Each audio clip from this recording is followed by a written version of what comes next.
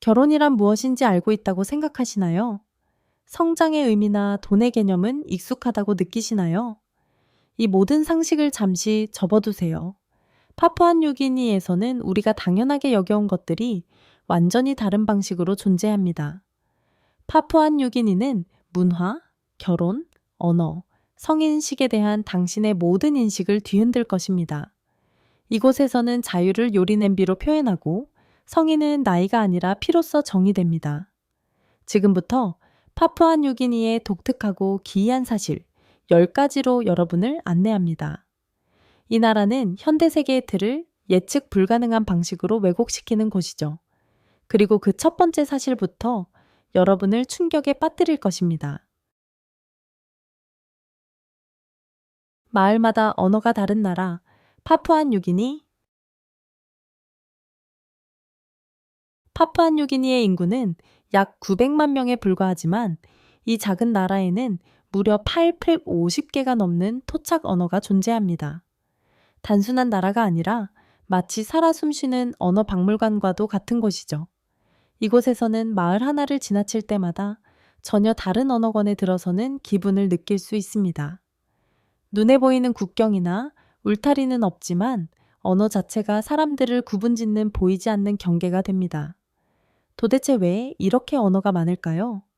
수천 년 동안 산악지형과 울창한 밀림에 둘러싸인 부족들은 고립된 삶을 살아왔습니다. 교류도 무역도 거의 없었죠. 대신 언어는 각 부족의 정체성을 지켜주는 방패와 같았습니다. 그렇다면 부족끼리는 어떻게 의사소통할까요? 바로 톡피신이라는 언어를 사용합니다. 영어, 독일어, 그리고 토착 언어가 섞여 탄생한 크리올어로 간단하게 들릴 수 있지만 식민의 흔적과 생존을 향한 창의력이 담겨 있는 언어입니다. 파푸아뉴기니는 우리에게 중요한 교훈을 줍니다. 같을 필요는 없습니다. 존중만 있다면 다양성은 오히려 인류가 지켜야 할 가장 소중한 유산이 될 수 있습니다. 자, 질문 하나. 한 달 동안 850개의 언어가 공존하는 이곳에 머문다면 여러분은 과연 몇 개나 배울 수 있을까요? 댓글로 추측해 보세요. 그리고 아무리 말은 잘하지만 언어 하나는 못 배우는 친구가 있다면 태그도 잊지 마시고요. 그런데 이 정도가 끝이 아닙니다. 파푸아뉴기니에서는 결혼의 개념조차 우리의 상식을 완전히 뒤집습니다. 다음 이야기를 기대해 주세요. 남편을 여성이 선택하고 냄비 하나로 끝나는 결혼. 파푸아뉴기니.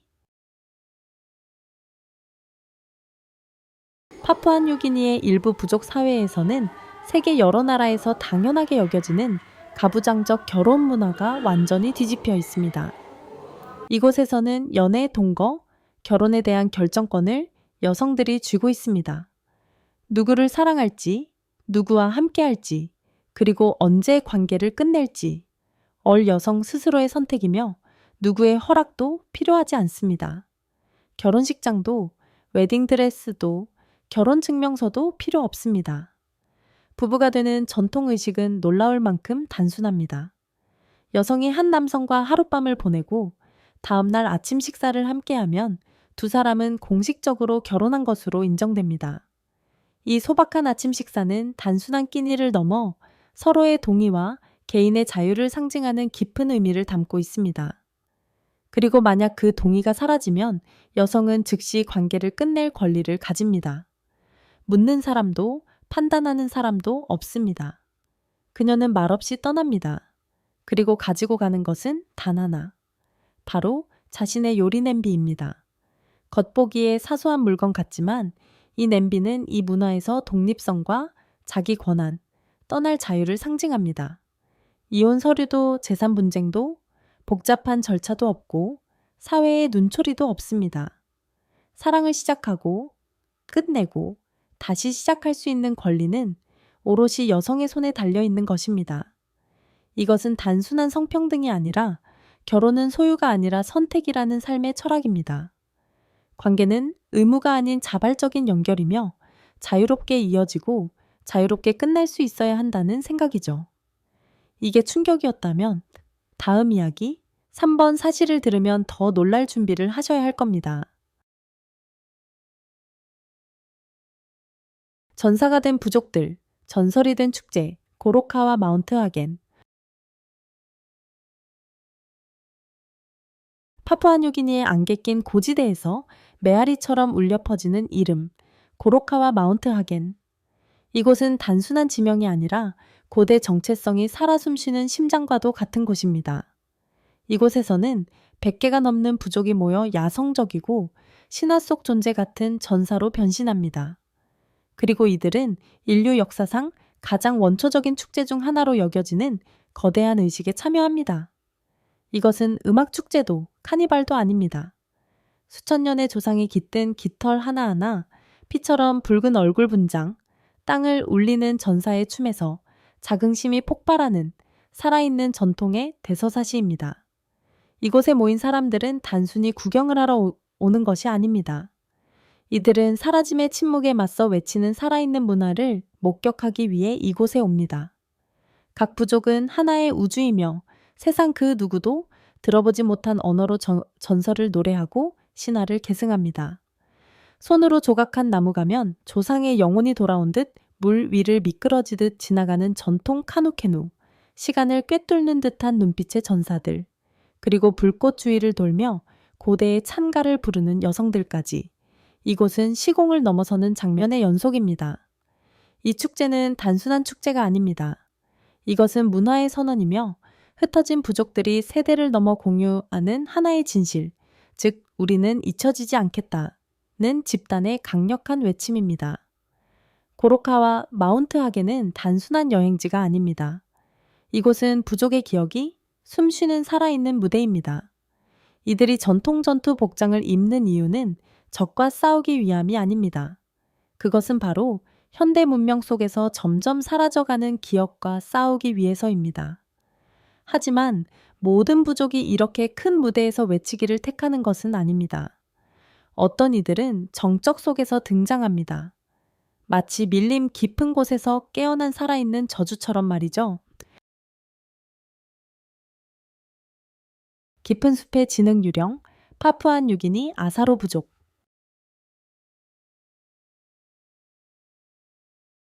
당신은 아마 눈을 의심하게 될 겁니다. 온몸에 잿빛 진흙을 뒤집어 쓰고 머리에는 새하얀 점토 가면을 쓴 존재들. 텅 빈 눈구멍, 악몽에서 튀어나온 듯한 일그러진 웃음. 이들은 바로 아사로 부족입니다. 파푸아뉴기니에서 가장 오싹하고도 경외심을 자아내는 전통의식을 지키는 사람들, 복수를 품은 유령으로 변신하는 자들입니다.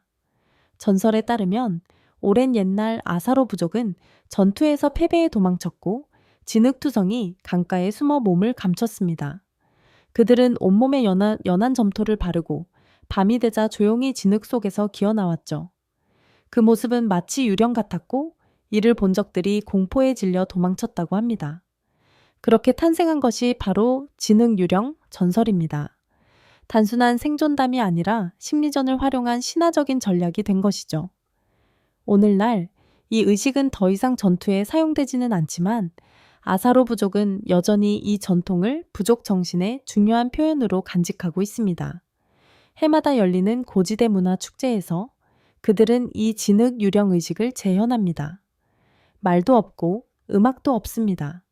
안개 속을 천천히 떠다니듯 걷는 이들의 모습과 가면 뒤에 공허한 눈빛은 그 자체로 수천 명의 관람객을 압도시킵니다. 말이 필요 없는 침묵이 오히려 강렬한 인상을 남기는 것이죠. 이 점토 가면은 단순한 소품이 아닙니다. 패배했지만 결코 의지를 잃지 않았던 사람들의 생존의 상징입니다. 진흙 속에 몸을 숨기던 밤들, 수치심을 힘으로 공포를 권위로 바꾸던 순간의 기억, 그리고 그 모든 것을 잊지 않겠다는 정체성의 선언이기도 합니다. 설명이 필요 없는 자존심, 존재만으로도 충분한 증명입니다.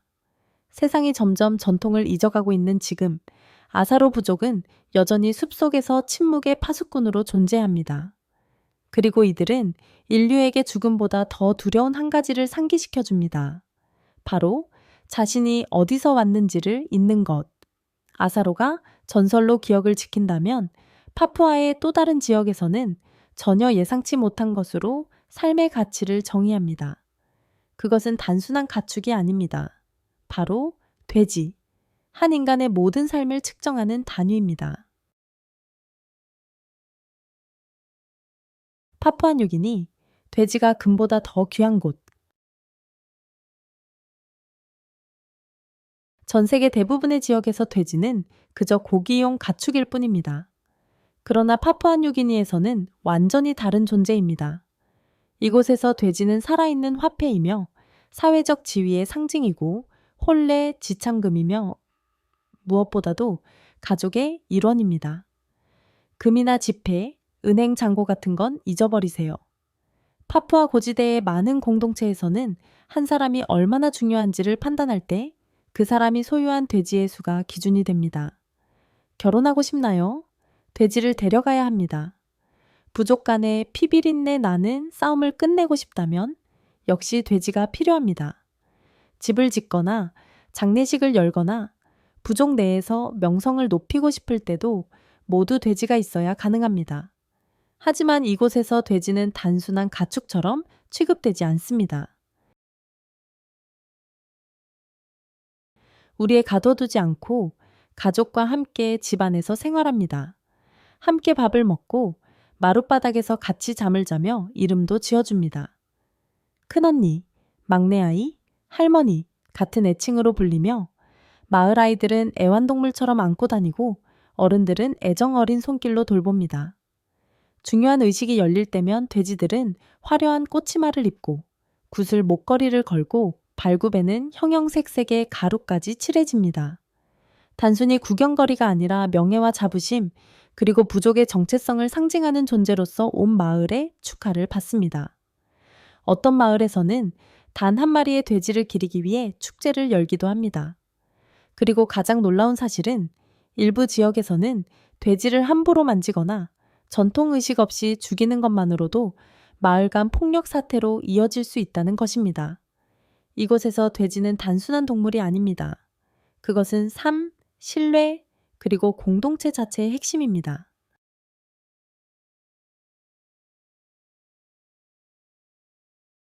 하우스 탐바란, 소년이 죽어야 어른이 되는 곳. 파푸아뉴기니의 많은 부족에서는 남자로 성장한다는 것이 단순히 나이의 문제가 아닙니다. 그것은 고통과 피, 그리고 신성한 의식을 통해 상징적인 죽음과 재탄생을 겪는 과정입니다. 이 모든 것은 하우스 탐바란이라 불리는 영적 공간에서 이루어집니다. 이곳은 사람들이 사는 주거지가 아니라 문화의 핵심이자 정신의 수련장이며 진정한 전사의 학교입니다.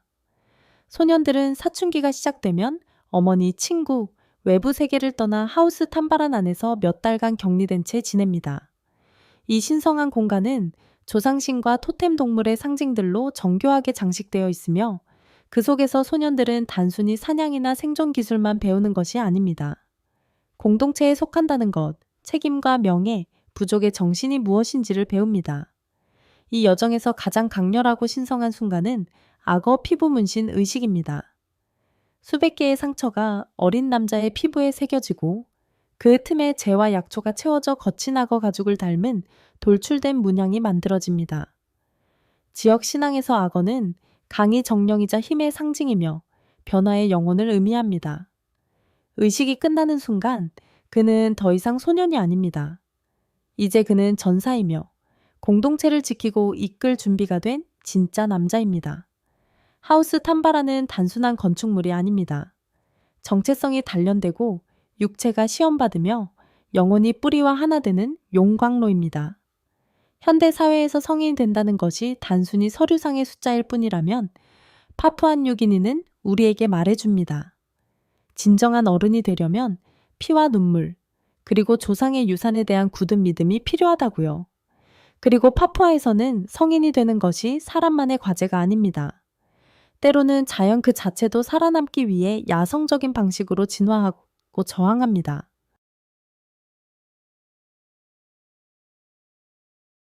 나무 위의 캥거루, 자연이 스스로 규칙을 바꾸는 순간.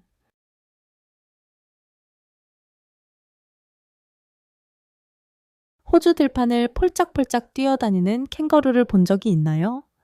그 이미지는 이제 잊으세요. 파푸아뉴기니에는 자연이 세상의 법칙을 무시하고 만든 듯한 동물이 존재합니다. 바로 트리 캥거루입니다. 이 캥거루는 땅이 아닌 나무에서 살아갑니다. 원숭이처럼 가지를 타고 오르며 고개사처럼 몸을 비틀고 구부리고 마치 정글 깊은 곳에서 튀어나온 전설 속 동물처럼 믿기 힘든 외모를 자랑합니다. 통통한 몸집, 부드러운 갈색 털, 그리고 순한 눈망굴. 트리 캥거루는 단순한 동물이 아니라 살아 숨쉬는 경이로움입니다. 나뭇가지 위에서는 마치 중력을 무시하듯 유려하게 움직이며 열대우림의 수간을 누비는 무용수처럼 날아다닙니다. 하지만 땅 위로 내려오면 전혀 다른 존재가 됩니다. 움직임은 느리고 어설프고 마치 이 지구에 속하지 않는 듯 조심스럽게 움직입니다. 위에서는 자유롭고 민첩하지만 아래에서는 어색하고 낯설기만 한 이 극단적인 대비는 트리 캥거루를 진화의 가장 놀라운 사례 중 하나로 만들어줍니다. 세상의 많은 생물들이 규칙을 따르며 살아가지만 트리 캥거루는 우리에게 이렇게 말하는 듯합니다. 자연은 꼭 정해진 규칙을 따라야 하는 건 아니라고. 때로는 가지 위에서 스스로 새 이야기를 써내려 간다고.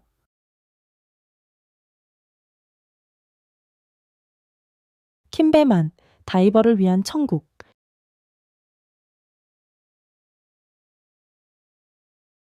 만약 바다에 살아있는 보물이 있다면 철조망도 경비도 없이 오직 고립과 순수함으로 지켜진 장소. 그것은 바로 파푸아뉴기니 해안에 숨겨진 조용한 보석, 킴베만일 것입니다.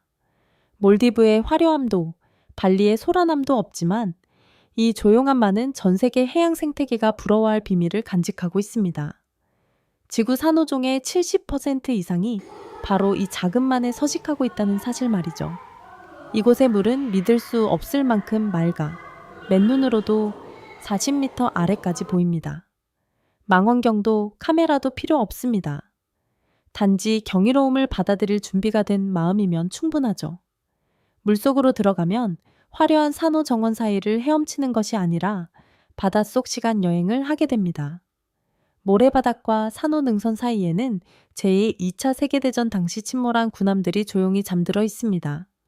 이끼로 덮이고 산에 서서히 삼켜지며 마치 시간이 멈춘 듯한 모습으로 말이죠. 녹슨 대포, 부서진 선체, 이제는 전쟁의 흔적이 아니라 새 생명이 자라는 토대가 되었습니다. 열대어들이 그 사이를 빠르게 지나가고 바다거북은 알을 낳고 산호초 상어는 조용히 활공합니다. 과거의 뼈 위에서 생명이 피어나는 장면, 그것이 이곳에서는 현실입니다. 특별한 이동수단, 여정이 곧 모험이 되는 나라.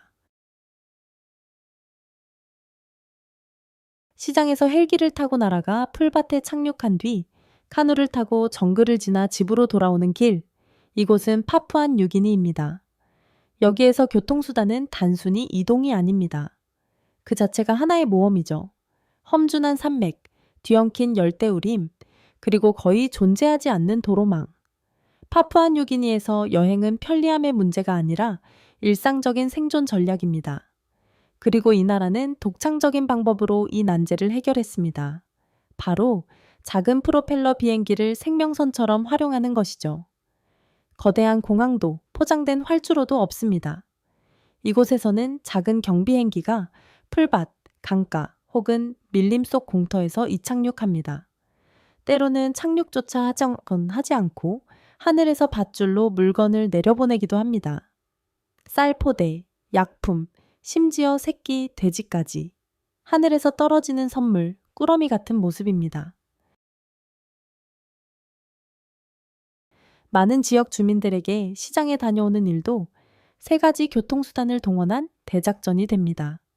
오지 마을에서 비행기로 작은 마을까지 날아간 뒤 강가까지 도보로 내려가고 다시 카누를 타고 정글 속 좁은 수로를 따라 집으로 돌아오는 여정. 마치 1980년대 모험 영화의 한 장면 같습니다. 이 모든 여정은 거칠지만 아름다운 자연을 통과하는 장관이며 그 안의 모든 교통수단은 극한 지형에 대한 인간의 창의력 그 자체입니다. 여기서 이동한다는 건 단순한 일상이 아니라 매일매일 도전하는 용기입니다. 그리고 그것이 바로 파푸아 뉴기니가 특별한 이유입니다. 불편하고 야생적이지만 그만큼 놀랍도록 감동적인 적응의 기술이 이곳엔 살아 숨쉬입니다. 이제 상상해보세요. 만약 장을 보기 위해 비행기 타고 산을 걷고 카누까지 타야 한다면 집에 뭘 들고 돌아오시겠어요? 쌀 한 포대일까요? 아니면 엉뚱하게 옆마을에 도착하게 될지도 모르죠. 댓글로 남겨주세요. 그 고생을 해서라도 꼭 사오고 싶은 물건은 무엇인가요? 세상 어디에도 없는 요리 전통. 가스레인지도 프라이팬도 전기오븐도 없습니다. 파푸아 뉴기니에서의 요리는 말 그대로 땅으로 돌아가는 일입니다. 이곳의 대표 음식인 무무는 단순한 요리가 아니라 영적인 전통의 심장이라 불릴 만큼 신성한 의식처럼 준비됩니다.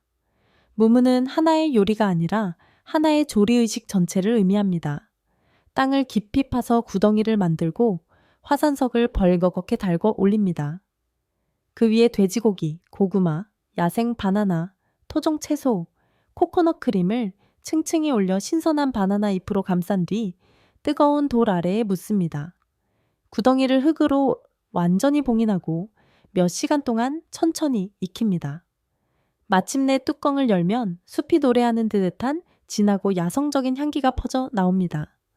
이곳에서 고구마는 쌀과 같은 존재입니다. 하루에 2~3개씩 먹으며 단지 배를 채우는 것 이상의 의미를 가집니다. 이는 대대로 이어진 땅과의 연결, 삶의 지속성 자체입니다. 그리고 누군가가 구운 돼지고기를 나눠 먹자고 초대했다면 그건 단순한 식사가 아닙니다.